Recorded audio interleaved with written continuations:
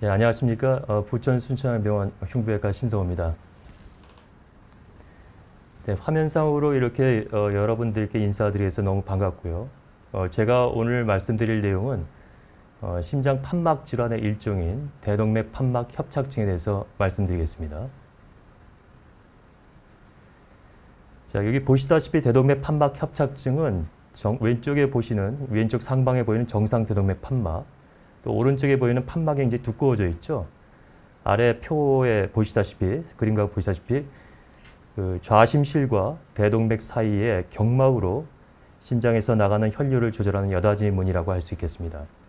이 판막이 여러 원인에 의해 좁아진 상태를 대동맥 판막 협착증이라 합니다. 자, 그럼 발생률이 궁금하시겠죠? 이건 영국에서 발표된 자료로서 나이가 들면서 대동맥 판막은 굉장히 좁아지는 과정으로 겪게 되고 있고요. 약 75세에서 3%에서 발생이 되고 있고 85세 이상의 경우는 전체 인구의 한 5에서 10% 정도 발생되는 것으로 보고된 바 있습니다. 그럼 아시아에서 우리가 그 자료를 좀 보고 그 유병률에 대해서 말씀을 드려야겠는데 일본과 대만에서 그 성인에 대해서 그 대동맥 판막 협착증의 빈도를 조사를 해봤더니 한 2에서 8%에서 발생이 되고 있고 여기 좌측에 보시다시피 대동맥 판막 협착증이 2014년 이후에서 발표된 자료를 보면은 65세 이상에서 약 330만 명, 그 중에 대동맥 판막 협착증은 한 99만 명, 한 100만 명 정도 발생이 되고 있죠. 우측에 보이는 그 대만의 그 자료를 보시면은 60세 이상에서 한 420만 명 정도가 인구가 있는데 그 중에 한 8%를 유병률이라고 생각하면은 35만 명이 대동맥 판막 협착증으로 진단된 바 있습니다.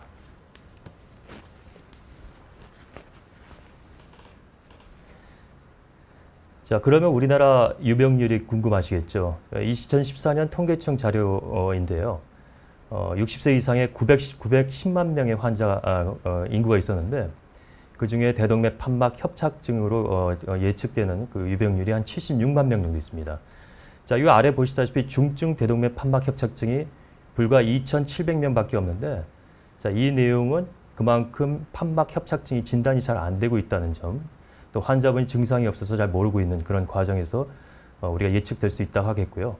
오른쪽 표에 보시다시피 75세 이상에 있는 한 260만 명의 인구가 있는데 그 중에 대동맥 판막 협착증은 한 22만 명 정도로 그렇게 유병률이 발생된 것으로 보고된 바 있습니다. 자, 그럼 원인은 무엇일까요? 크게 우리 세 가지가 있는데 류마티성, 선천성, 퇴행성으로 구분되고 있고 그 빈도가 최근에 증가하는 이유는 고령화 사회를 접어들면서 퇴행성 병변이 증가된 면이 많으나 과거보다 대동맥 판막 질환의 조기 진단이 적극적으로 이루어져 대동맥 판막 협착이 일찍이 발견되는 것도 그 이유라 할 수 있겠습니다. 자, 증상과 진단을 보시면은 대개 호흡곤란, 흉통, 실신, 또 심하면 심부전 증상을 유발하고 무증상인 경우도 20 내지 30%가 있기 때문에 진단에 대해서는 여러 가지 혼선이 있겠죠. 자, 이걸 굉장히 쉽게 진단할 수 있는 방법은 병원에 가셔서 심장 초음파 검사를 하면 아주 쉽게 진단을 할 수 있습니다. 자, 이거 굉장히 유명한 그 모식도고요. 그 대동맥 판막 협착증의 자연 경과를 나타내는 모식도입니다. 대부분 증상이 없는 상태로 진행이 되다가 증상이 있으면은 일례로 흉통이 있거나 실신 또는 심부전 증상이 있으면 급격하게 사망률이 증가하죠. 예, 아래 보시다시피 2년 안에 한 50% 이상이 사망하고 5년 안에 한 20%가 사망합니다. 자, 그럼 이런 질환이 진단이 되면 곧바로 뭔가 조치를 취해야 되지 않을까 생각이 됩니다. 이 좌측에 보시다시피 여러 암에 대한 그 5년 생존율을 보이고 있는데요. 자, 이거보다 대동맥 판막 협착증이 더 예후가 안 좋죠. 결국 전이암보다 예후가 안 좋기 때문에 그 과정은 굉장히 양성적인 과정을 밟는다 하더라도 진단하고 빨리 치료를 받아야지 환자의 예후에 도움이 될 수 있다는 그런 표입니다. 자, 치료는 판막 협착의 정도에 따라 차이가 있는데요. 협착 정도가 심한 중증 대동맥 판막 협착증일 경우는 관상동맥 허열, 또 뇌졸중, 급성 심부전으로 진행하기 때문에 급사의 가능성이 있어서 주의를 기울여야 할 것으로 생각되고요. 자, 치료 방법으로는 항고혈압제, 스테틴, 이뇨제 같은 약물 요법과 우리가 대동맥 판막 치환술과 같은 수술 또는 시술인 경피적 대동맥 판막 삽입술이 있습니다. 자, 왼쪽의 표가 그 경피적 대동맥 판막 삽입술이고요. 경피적 대동맥 판막 삽입은 주로 대퇴동맥, 그 사타구니에 있는 동맥을 통해서 철사줄을 집어넣어서 대동맥 판막이 좁아져 있는 부위로 통과해서 그 부위를 넓혀갖고 판막을 삽입하는 과정이고요. 대동맥 판막 치환술은 인공 심폐 바이패스하에서 심장을 정지시키고 대동맥을 열어서 병변을 제거하고 이와 같은 판막을 심어서 치환하는 방법을 수술이라 할 수 있겠습니다. 이 두 가지 방법의 가장 큰 차이점은 시술은 병변을 놔둔 상태에서 병변을 넓혀주는, 판막을 삽입해서 넓혀주는 방법이고요. 수술은 병변을 제거하고 판막을 치환하는 그런 방법이기 때문에 그 두 가지가 굉장히 큰 차이라 할 수 있겠습니다. 자, 치료에 제한을 주는 질환이 몇 가지가 있는데 대표적으로 우리가 심방세동 같은 게 있는데 심방세동은 수술을 하면서 동시에 심방세동 제거술로 정상 동절로 회복할 수 있기 때문에 많은 장점이 있다 할 수 있겠고 심부전이 있는 경우는 아까 전에 보시다시피 표에 보시다시피 사망할 수 있는 그런 과정이 있기 때문에 대동맥 판막 협착증이 굉장히 오래 지속되어서 상태가 좋지 않은 것을 의미하고 그렇지만 과거보다 수술 성적 및 수루 관리가 많이 발전되어서 비교적 좋은 결과를 가지고 되었으나 회복이 더디고 심부전이 진행되기 전에 조기 수술이 필요하지 않을까 생각이 됩니다. 자, 수술 시기는 우리가 어떻게 해야 될까요? 자, 중증 대동맥 판막 협착증은 진단되면 조기에 시행하는 것이 환자 예후에 좋습니다. 최근에 수술 성적 및 수루 관리가 비약적으로 발전하여 동반 질환이 없는 경우는 대동맥 판막 치환술을 시행해서 대부분 조기 회복해서 퇴원하고 일상생활로의 복귀도 원활합니다. 고령인 경우는 장기 질환의 유무를 면밀히 조사해서 수술 계획을 수립하면 그 수술 후 좋은 결과를 우리가 예측할 수 있고요. 최근 대한흉부외과 학회에서 90세 이상의 환자, 특히 100세 이상의 환자에서도 대동맥 판막 치환술의 성공을 보고한 예도 있기 때문에 너무 걱정하지 마시고 수술적 치료가 필요하면은 담당 전문의를 만나고 믿고 수술을 시행하는 것이 좋을 것으로 생각이 됩니다. 자, 여기 보시다시피 이 표를 그림을 보시다시피 대동맥 판막 치환술을 했던 경우, 안 했던 경우에 생존율을 비교한 표고요. 역시 대동맥 판막 치환술을 했을 경우 생존율이 굉장히 높은 것으로 나와 있고 이 표는 결과적으로 수술적인 치료를 하는 것이 도움이 되는 것을 나타내는 표라 할 수 있겠습니다. 자, 이 왼쪽과 오른쪽이 바로 대동맥 판막 치환술의 모식도고요. 좌측에 보시다시피 인공 심폐 바이패스하에서 심장을 정지시키고 대동맥을 열고 대동맥 판막에 있는 모식도고 여기가 굉장히 두꺼워져 있죠. 석회화가 되어 있고 퇴행성 병변이 진행이 됐던 것을 알 수가 있고요. 우측의 그림은 이 병변을 잘라내고 인공 판막으로 치환해서 수술을 끝내는 사진이고요. 자, 이와 같이 수술이 끝난 다음에 대동맥을 다시 닫아주고 인공 심폐 바이패스 관을 제거하면 수술이 끝나는 과정으로 진행될 수 있겠습니다. 최근에 무봉합 대동맥 판막 치환술이 많이 소개가 되고 있고요. 이건 최신 수술 방법으로 아까 보시다시피 대동맥 판막을 자르고 판막을 대동맥 그 근부에다가 심어주는, 그냥 꼬매주는 그런 방식이 필요한데 이거는 꼬매지 않고 봉합하지 않고 수술을 시행하기 때문에 수술 시간을 굉장히 단축시킬 수 있습니다. 그래서 환자의 예후, 특히 사망률을 감소시키는 굉장히 좋은 장점이 있는데 이것도 적절한 환자에 의해서 시행이 되어야 할 것이고요. 심장 컴퓨터 촬영 CT를 통해서 이 수술이 필요한지 아닌지를 우리가 결정해야 되지 않을까 생각이 됩니다. 자, 치료 방법을 결정하는 기준. 주로 경증일 경우는 약물요법이라든지 그런 것을 시행하고 중증일 경우는 수술 또는 시술을 시행할 수 있습니다. 시술을 시행하는 경우는 위험률이 높은 수술 고위험군 이상의 중증 대동맥 판막 협착증의 환자에서 도움이 되기 때문에 이를 고려해서 시행해야 하지 않을까 생각이 됩니다. 수술 시 사용하는 판막은 좌측에 조직 판막, 우측에 기계 판막이 있는데요. 기계 판막은 반영구적으로 오래 사용할 수 있으나 항응구제를 평생 복용해야 될 단점이 있습니다. 조직 판막은 좌측에 보이는 모식도이고요. 수술 후 10년 내지 15년이 지나면 재수술을 요하나 항응구제를 복용하지 않아 생활에 제약이 적은 장점이 있습니다. 이런 판막 선택은 보통 연령 한 65세 기준으로 우리가 기계 판막 또는 조직 판막을 선택할 수 있다 하겠습니다. 수루 약물요법은 아까 기계 판막으로 치환한 경우는 평생 항응고제를 복용해야 되고요. 항응고제의 부작용으로서 혈전 또 출혈의 위험성이 있기 때문에 정기적으로 병원에 방문해서 적절한 와파린 용량을 유지해야 될 것이고, 그 밖에 항고혈압제, 또 질 강화제, 이뇨제 등이 있습니다. 회복 기간을 보시면은 최근에 수술 성적 및 수루 관리가 많이 발전했기 때문에 특별한 문제가 없으면 일주일 내에 회복이 되고 퇴원합니다. 일상생활로의 복귀로는 약 3, 4주 정도면 무리한 운동을 제외하고 가능하다 할 수 있겠습니다. 자, 수루 합병증은 조기 합병증은 출혈, 뇌졸중, 전조장애 등이 있는데 되게 큰 문제 없이 수루 회복이 되고요. 그 밖에 수술 부위 감염, 수술 부위 감염이 생기지 않도록 주의를 기울여야 될 것입니다. 그러면 대동맥 판막 협착증의 수술 고위험군은 무엇일까요? 타장기 동반 질환이 있을 경우 문제가 될 수 있겠죠. 또 신장 기능이 저하되어 있거나 뇌졸중 과거력이 있거나 관상동맥 질환, 대동맥 판막 이외의 판막 질환을 동반하는 경우, 좌심실 기능 부전, 폐동맥 고혈압이 있는 경우, 간 기능 저하가 있는 경우는 고위험군이 우리 예측이 될 수 있고요. 이런 위험도를 예측할 수 있는 척도가 있어서 계산해서 고위험군 유무를 판단하고, 이럴 경우는 수술 후 예후가 우리가 좋지 않기 때문에 여러 가지를 고려해서 수술적 치료를 해야 될지 아니면 시술을 해야 될지 우리 결정해야 되지 않을까 생각이 됩니다. 예후를 좋게 하려면 우리가 조기 진단해서 수술하는 게 환자 예후에 많이 도움이 되기 때문에 국민 건강 증진을 위해서 65세 이상의 국민에게 심장 초음파 검사를 시행해서 조기 진단해서 적절하게 치료하면은 위암과 대장암의 경우와 같이 대동맥 판막 협착증의 환자의 사망률을 낮추는 데 많은 도움이 될 것으로 생각합니다. 제가 이 보건복지부나 또 심평원에 저희가 제안을 드리고는 위암이나 대장암 같은 경우는 우리 조기에 내시경을 시행하지 않습니까? 저희 65세 이상의 심장 초음파 검사를 필수 검사로 시행이 되면 대동맥 판막 협착을 조기에 발견할 수 있기 때문에 환자 예후에 도움이 돼서 앞으로 이런 검사를 장려하는 게 도움이 되지 않을까 생각이 됩니다. 감사합니다.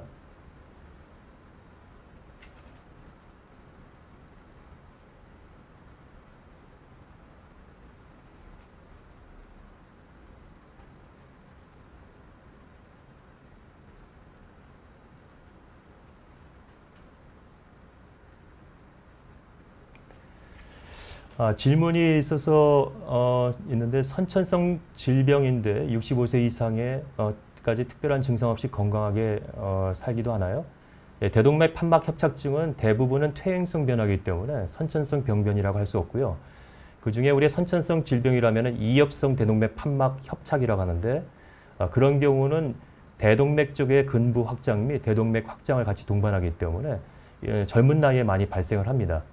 아마 심장 초음파를 시행하거나 CT를 시행해서 환자가 적정한 적응증이 해당이 된다면 수술적 치료를 하는 게 도움이 되고요. 요즘에 수술 성적이라든지 기법이 너무나 발달됐기 때문에 너무 걱정하지 마시고 해당 병원의 심장외과 전문의와 상담해서 수술적인 치료가 필요하다면 수술을 시행받는 게 좋을 것으로 생각이 됩니다. 예, 조직 인공 판막 중에 어떤 것을 더 많이 쓰나요에 대한 질문이 있는데요. 아까 이 기준은 우리가 나이를 기준으로 해서 많이 나눕니다. 또 두 번째로는 나이 이외에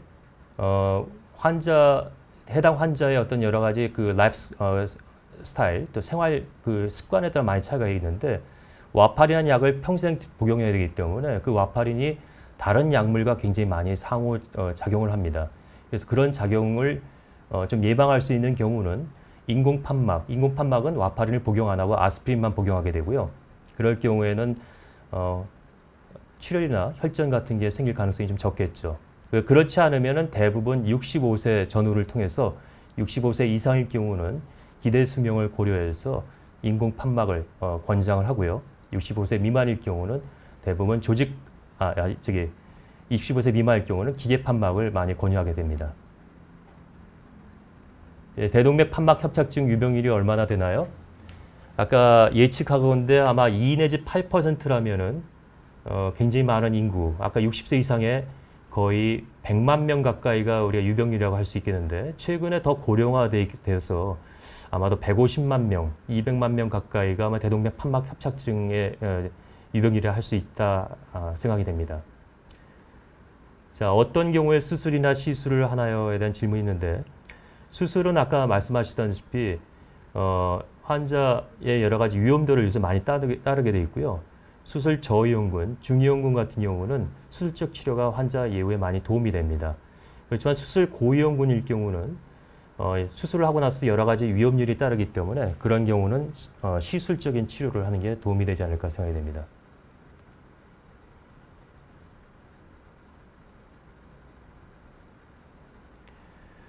강의 설명에 선천성이라 적혀 있어서 처음엔 기형인 줄 알았어요. 퇴행성 변화라면 관상동맥이 좁아지는 협심증과 비슷한 기전인가요? 예, 그거와 비슷하다가 할 수 있겠죠. 예, 관상동맥 협착이 됐을 경우 우리 보통 스테틴이라는 그 지질 강화제를 쓰는데 대동맥 판막 협착증일 때도 아직 확실하게 규명은 안 돼 있지만은 지질 강화제가 도움이 되는 것으로 알고 있고 또 혈압을 낮추는 게 대동맥 판막의 협착을 줄이는 데 도움이 될 수 있다 하겠습니다. 조기 발견을 하려면은 어떤 증상을 염두해야 될까요? 아까 대동맥 판막 협착이 있을 때 우리 증상이 흉통, 관상동맥의 허혈이 나타나는 흉통, 또 심하면은 머리 쪽에 피가 들어가서 생기는 실신, 그거보다 더 오래 진행이 되면은 심부전의 과정으로 진행이 되는데요. 이런 거에 대해서 아마 증상이 나타나는 경우도 있지만은 무증상의 경우도 한 20 내지 30%가 있기 때문에 그런 경우에는 우리가 염두를 둬야 될 거고 가족력 유전 질환일 경우는 아까 이엽성 대동맥 판막 협착일 경우는 가족력이 좀 있을 수 있다 하기 때문에 그런 경우가 진단이 됐던 경우라면은 조기라다 하더라도 심장 초음파를 통해서 진단을 해보는 것이 바람직하다 할 수 있겠습니다. 20대 후반이고 자기 전에 숨이 가쁘고 국가검진할 때 추가해서 심장검사도 받았습니다. 경미한 심장판막 역류라 판정을 받았는데요. 심장 쪽이 가끔 쥐어짜고 뻐근하고 숨을 쉴 때도 공기 잔여감이 있고 밤에 다리가 저려서 깨서 이런 게 판막 역류의 증상인가요? 경미한 심장판막 역류라면 크게 증상은 나타나지 않고요. 20대 후반이기 때문에 크게 걱정하지 마시고요. 아마도 가슴이 쥐어짜듯이 아프고 뻐근한 경우는 심장에서 나타나는 그런 원인보다도 대부분 흉벽에 있는 근육의 경련에 의해서 나타날 수 있다고 할 수 있기 때문에 주기적으로 필요하다면은 심장 초음파 검사를 시행해서 진단을 하는 게 도움이 되지 않을까 생각입니다. 네, 수술이나 시술을 하고 나면 예후가 좋은 편인가요? 네, 아까 말씀드렸다시피 수술했을 경우 굉장히 수술 성적이라든지 수술 관리가 발달되기 때문에 크게 걱정하지 않으셔도 됩니다. 제가 보는 환자들이 대부분 수술을 많이 두려워하고 이 가슴에 상처를 내면 내가 살 수 있나 많이 고민하게 되는데요. 지금 대한민국의 아마 흉부외과의 수술 성적 그리고 병원이 많이 보편화됐기 때문에 걱정하지 마시고 수술적인 적응증이 되면 수술을 시행을 하는 게 도움이 되고요. 시술을 할 경우에는 아까 얘기한 대로 고위험군의 환자한테 도움이 되기 때문에 이거는 심장내과 또 흉부외과와 상의해서 전문의와 상의해서 시행을 하는 것이 좋을 것으로 생각이 됩니다.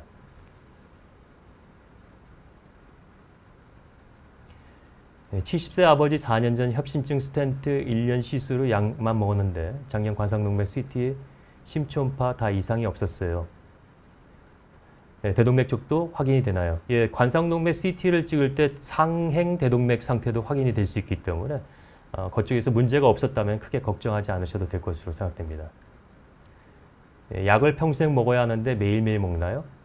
네, 와파린한 약은 기계판막일 때 평생 드셔야 되고 이건 매일 드셔야 됩니다. 그래서 음주, 술을 많이 드신 분이나 또 자꾸 잊어버리신 분들은 기계판막을 삽입하고 나서 여러 가지 특히 판막 혈전이나 또 출혈 같은 게 생길 수 있기 때문에 그런 거를 다 고려해서 어떤 판막을 선택할 건가 우리가 담당 전문의와 상의해서 시행하는 것이 좋을 것으로 생각이 됩니다. 오늘 밤 주인공께서 심장이 너무 두근거려서 운전대를 못 잡은 적이 있었어요.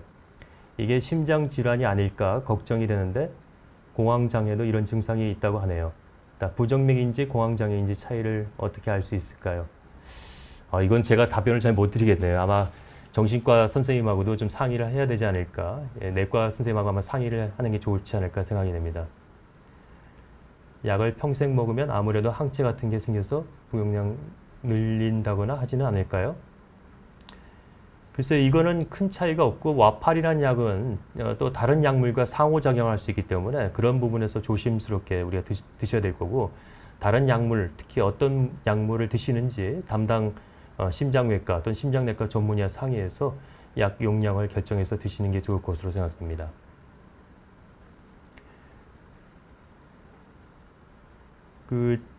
이 질문 외에 제가 지금 시간이 허락된다면은 잠깐 수술과 시술에 대해서 슬라이드를 준비했는데 그 내용에 대해서 말씀을 드리고자 합니다.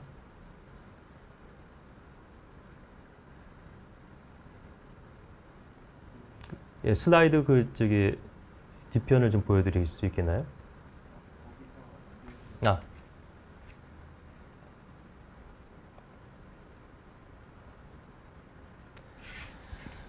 자, 경피적 대동맥 판막 삽입술이 여러 가지 시술의 과정인데 여러분들이 많이 궁금할 거라고 생각이 됩니다. 과연 수술이 낫냐, 시술이 낫냐 여러 가지 생각이 많고요. 대부분의 사람들이 수술 받는 것보다 시술이 낫겠지만은 시술에 대해서 여러 가지 또 좋은 방면도 있지만은 합병증이 발생이 되기 때문에 조심스럽게 시행이 되고 적절한 환자에게 시행이 되어야 되지 않을까 생각이 됩니다. 자, 여기 표에 보시다시피 우리가 고령의 환자한테 많이 시술을 시행하게 되는데 오른쪽에 보시다시피 대동맥이 굉장히 심한 석회화가 있죠. 아까 얘기한 대로 시술을 시행할 경우는 대부분 사타구니 동맥을 통해서 철사줄을 집어넣고 대동맥 판막 쪽으로 삽입한 이후에 거기를 통해서 대동맥 판막을 삽입하게 됩니다. 자, 이렇게 심한 대동맥이 경화가 되어 있으면 대퇴동맥을 접근할 때는 이런 석회화 등이 떨어져 나와서 색전증, 떨어져 나가는 과정이 생길 수 있죠. 또 철사줄이 강한 철사줄이기 때문에 동맥 손상이라든지 그런 것이 유발할 가능성이 있습니다. 그 밖에 이와 같이 판막을 삽입하고 나서 떨어져 나가는 색전증이 또 발생이 될 수 있고요. 대퇴동맥을 통해서 들어갈 경우 심한 동맥 경화가 되어 있거나 굉장히 꺾여 있는 상황이면은 철사줄에 의해서 혈관이 파열될 수 있는 과정도 있을 수 있습니다. 또 생명을 위협할 수 있는 심각한 합병증이 생길 수 있죠. 대동맥 박리. 대동맥 쪽으로 상행대동맥 쪽으로 들어가다가 근부에 확장을 하고 나서 대동맥이 찢어지는 대동맥 박리 또는 풍선이나 자연적으로 펴지는 경피적 대동맥 판막 삽입술 이외에 근부 파열에 의해서 굉장히 위급한 상황이 발생이 될 수도 있습니다. 전도장애, 이 대동맥 판막 치환술도 시술에서도 나타나는데요. 이 파트너 3 트리알은 수술 저이용군에서 보고된 바이고요. 빈도를 보면은 경피적 대동맥 판막 삽입술 경우는 약 23.7%, 대동맥 판막 치환수는 8% 발생이 되고요. 자, 이런 경우는 굉장히 계속 지속되는 전도 장애는 주요 사망 원인으로 알려져 있기 때문에 시술적인 면에서 수술보다 이런 단점이 있습니다. 그 밖에 이와 같이 판막을 삽입한 이후에 대동맥 좌심실로 이렇게 판막 주위 누출이 있을 경우는 이게 예후가 좋지가 않고 외국에서 보고된 바를 보면은 중등도 이상의 대동맥 판막 주위 누출이 있을 경우는 사망이 이렇게 높게 나타나기 때문에 적절한 환자에게 시술을 시행을 해야 되지 않을까 생각이 되고요. 아까 제가 설명하다시피 대동맥 판막 경피적 대동맥 판막 삽입술은 병변이 있는 자체에서 시술을 시행하기 때문에 판막이 병변을 넓히면서 가는 과정에서 판막이 제대로 안착이 되지 않을 경우는 누출이 될 수 있어서 CT라든지 또 초음파를 통해서 적절한 환자를 통한 경우에 시술을 시행하는 것이 좋지 않을까 생각이 됩니다. 고위험군일 경우는 이미 검증이 된 바 있고요. 5년 성적을 비교해 봤더니 시술이 수술보다 더 성적이 낮다. 그래서 아까 수술 고위험군일 경우는 시술적인 치료하는 게 환자한테 도움이 될 거라고 생각이 되고요. 이게 중위험군에 대한 5년 성적입니다. 3년을 보시면은 처음에는 시술이 좋다가 3년 이후에는 시술보다 수술의 성적이 더 좋습니다. 사망이라든지 뇌졸중 빈도가 수술일 경우 훨씬 더 적게 나타나는 것으로 보고된 바 있고요. 자, 대부분 시술하면 우리가 빨리 회복이 될 수 있겠죠. 그렇지만은 1년이 지나면은 시술을 했건 수술했건 삶의 질은 큰 차이가 없습니다. 이 이후에는 수술과 시술의 장기 성적이 우리의 중요한 관건이라 할 수 있겠습니다. 자, 결론적으로 경피적 대동맥 판막 삽입술 장기 성적은 아직 발표된 바가 없고요.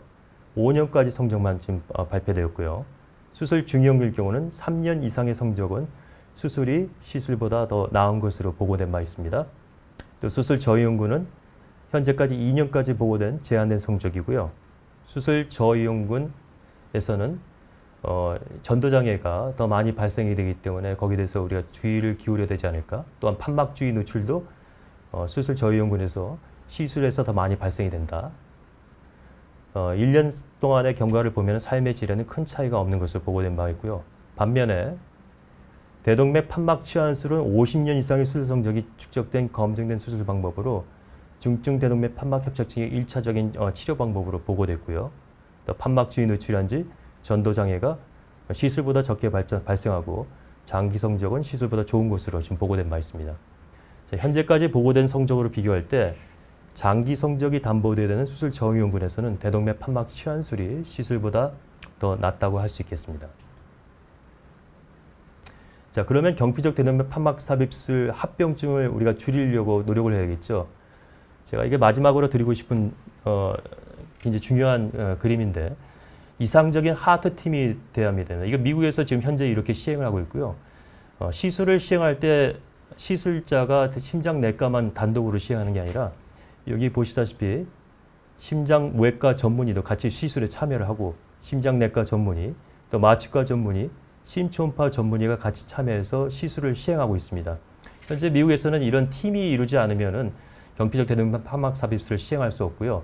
자, 이런 경우에 시술에 했을 땐 좋은 결과를 우리 예측할 수 있지만 만약에 환자가 합병증이 발생이 되면 곧바로 수술적인 치료를 시행하기 때문에 그건 시간과 다투겠죠. 결과적으로 심장외과 전문의가 같이 시술에 참여를 해야지만은 환자의 그런 시간, 만약 합병증이 발생이 됐을 때 즉각적으로 대처할 수 있기 때문에 이런 식으로 이상적인 하트팀을 이루는 게 도움이 될 거고 현재 우리 흉부외과 또 심장내과 보건복지부 또 심평원이 머리를 맞대고 굉장히 이런 팀을 이루려고 노력을 하고 있지만 조금 더 시간이 필요하고 아마도 지금 국민 건강, 안전성을 위해서는 이런 팀을 이뤄서 시술을 시행하는 것이 좋지 않을까 생각이 됩니다. 네, 감사합니다.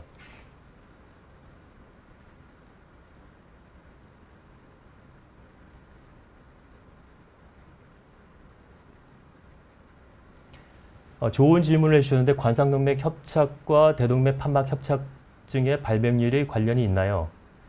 자, 그 대동맥 판막 상부에 바로 관상동맥이 있어서요. 대동맥 판막 협착증이 있는 환자들이 관상동맥 협착증이 있는 경우가 많습니다. 한 20% 정도 되고요.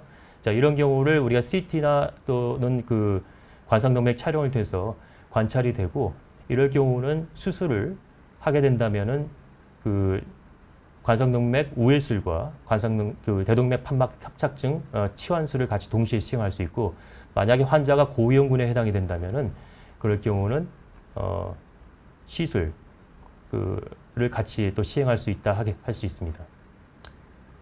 나이에 따른 수술과 시술 선택지는 어떻게 보시나요? 지금 외국에서 지금 경과를 보시면은 최근에 75세 전후로 시술과 수술의 선택을 많이 나누고 있는데 일본에서 최근 발표된 보고를 보면은 우리 동양 사람들이 외국 서양 사람보다 한 5년 정도 더 생존율이 좋습니다. 그래서 일본에서는 한 80세 전후를 통해서 80세 이상일 경우는 시술적인 것이 좀 도움이 되지 않을까. 80세 미만일 경우는 수술적인 것이 도움이 되지 않을까. 그렇지만 아까 얘기한 대로 수술 저위험군일 경우는 우리가 80세 이상이라 하더라도 기대 수명이 100세까지 이어서 가는 시대가 있기 때문에 그럴 경우는 환자분이 수술적인 치료가 견딜 수 있다면 수술적인 치료가 환자분 예후에 도움이 되지 않을까 생각이 됩니다.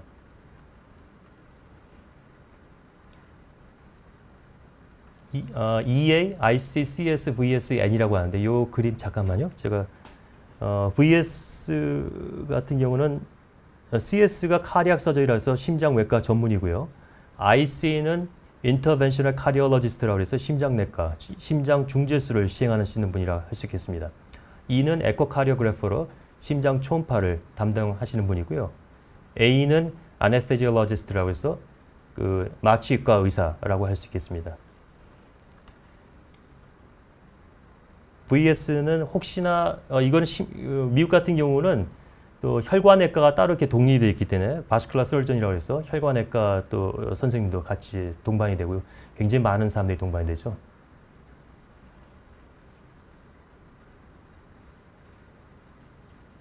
판막 삽입은 단순 스텐트보다 훨씬 복잡할 것 같은데 동맥혈관 이용한 시술로도 잘 정착 가능한가요?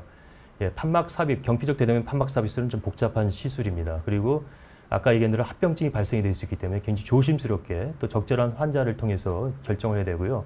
대부분 나이가 많은 환자들한테 시행하기 때문에 그런 환자한테 이런 합병증이 발생이 되지 않도록 우리 흉부외과 또 심장내과 선생님이 굉장히 잘 협조해서 시행을 해야 되고, 만약 성공적으로 시행되면 잘 됩니다. 잘 되지만 또 우리 예기치 못한 합병증이 발생이 될 수 있기 때문에 그런 부분에서는 우리가 조심스럽게 시행해야 되지 않을까 생각이 됩니다.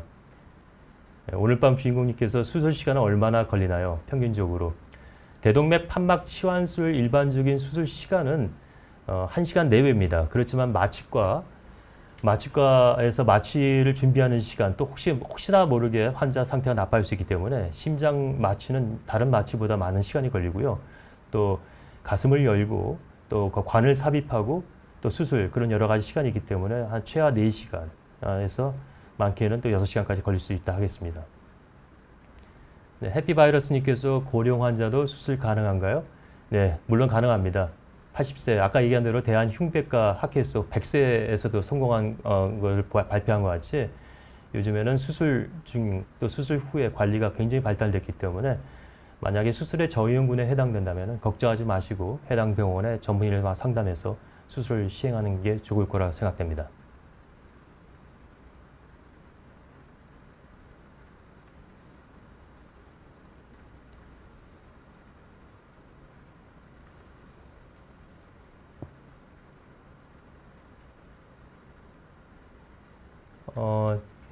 배가님께서 급성 대동맥 박리 여쭤봐도 될까요?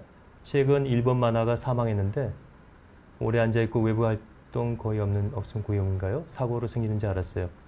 급성 대동맥 박리는 대동맥 판막 협착과 좀 다른 질환이고요. 이런 경우로 진단이 되면은 아마 지금까지 경험하지 못한 흉통을 느끼실 거고, 그런 여러 가지 우리가 위험 인자가 있겠죠.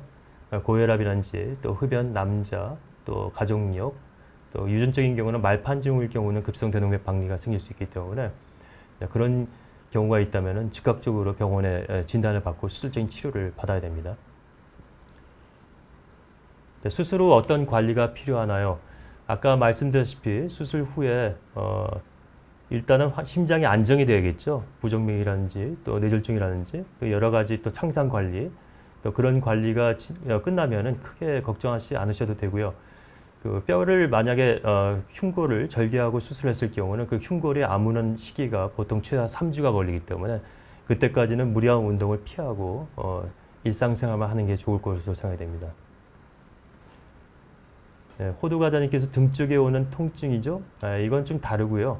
등 쪽에 오는 통증 같은 경우는 대동맥 류나 대동맥 박리하고 연관이 있기 때문에 그 부분은 CT를 찍어서 우리가 진단이 해야 될 거고, 대동맥 판막 협착증하고는 좀 다른 증상이라 할 수 있겠습니다.